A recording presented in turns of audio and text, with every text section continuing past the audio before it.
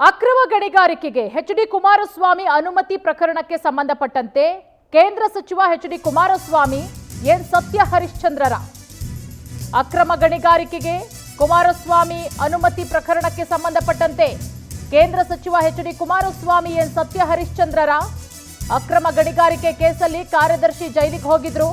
ಕುಮಾರಸ್ವಾಮಿ ಹೇಳಿದಂತೆ ನಾನು ಮಾಡಿದ್ದೇನೆಂದು ಆತ ಹೇಳಿದ್ದ. ಹಾಗಾದ್ರೆ ಅಂದಿನ ಸಿಎಂ ಆಗಿದ್ದ ಎಚ್.ಡಿ.ಕೆ ಕೂಡ ತಪ್ಪಿತಸ್ಥರಲ್ವಾ? ಎಚ್.ಡಿ.ಕೆ ವಿರುದ್ಧ ಚಿಕ್ಕಬಳ್ಳಾಪುರದಲ್ಲಿ ಸಚಿವ ಕೆಜೆ ಜಾರ್ಜ್ ವಾಗ್ದಾಳಿಯನ್ನ ನಡೆಸಿದ್ದಾರೆ.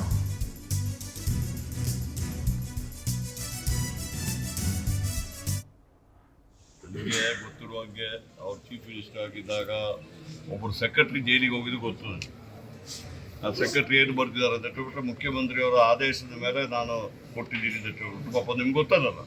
ಆ ಸೆಕ್ರೆಟರಿ ಜೈಲಿಗೆ ಹೋದ್ರಲ್ಲ, ಮತ್ತೆ ಹೋದ್ರು ಅವ್ರು ಏನು ಬರ್ತಿದ್ರು ಫೈಲಲ್ಲಿ.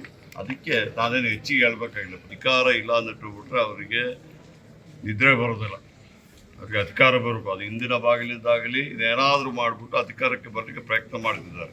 ಅದಕ್ಕೆ ಸರ್ಕಾರ ಹೋಗ್ತದೆ ಅಂದರೆ ಸ್ವಲ್ಪ ಅಧಿಕಾರಿಗಳೆಲ್ಲ ಸ್ವಲ್ಪ ಅವ್ರಿಗೆ ಗೌರವ ಕೊಡ್ತಾರೆ ಅಂದೇನೋ ಇರ್ಬೋದು ಅಂತ. ಅದಕ್ಕೆ ಅದೆಲ್ಲ ಹಗಲು ಕನಸಷ್ಟೇ. ನಮ್ಮ ಸರ್ಕಾರ ಭದ್ರವಾಗಿದೆ. 135+1 136 ಜನ ಶಾಸಕರ ಸಂಪೂರ್ಣ ಬೆಂಬಲ ಇದೆ. ಇಡೀ ಕ್ಯಾಬಿನೆಟ್ಟು ಮೊನ್ನೆ ನಾವು ಚೀಫ್ ಮಿನಿಸ್ಟರ್ ಮೇಲೆ ಅಲಿಗೇಷನ್ ಬಂದಾಗ ಚೀಫ್ ಮಿನಿಸ್ಟ್ರು ಅವರು ಇರಲಿಲ್ಲ, ನಾವೇ ಎಲ್ಲ ಮಂತ್ರಿಗಳು ಅವ್ರ ಪರವಾಗಿ ನಿಂತುಬಿಟ್ಟು ಅವರೆಲ್ಲ ಮಾಡಿದ ಕಾನೂನು ಪ್ರಕಾರ ಇದೆ ಅಂತ ಹೇಳ್ಬಿಟ್ಟು ಗವರ್ನರ್ಗೆ ನಾವು 5 ಕೊಟ್ಟಿದ್ದೀವಿ ಕ್ಯಾಬಿನೆಟ್ ಡಿಸಿಷನ್. ನಿಮಗೆ ಗೊತ್ತಿರುವಂಗೆ ಅವ್ರು ಚೀಫ್ ಮಿನಿಸ್ಟರ್ ಆಗಿದ್ದಾಗ ಒಬ್ಬರು ಸೆಕ್ರೆಟರಿ ಜೈಲಿಗೆ ಹೋಗಿದ್ದು ಗೊತ್ತದೆ. ಆ ಸೆಕ್ರೆಟರಿ ಏನು ಬರ್ತಿದ್ದಾರೆ ಅಂತ ಹೇಳ್ಬಿಟ್ರೆ ಮುಖ್ಯಮಂತ್ರಿಯವರ ಆದೇಶದ ಮೇಲೆ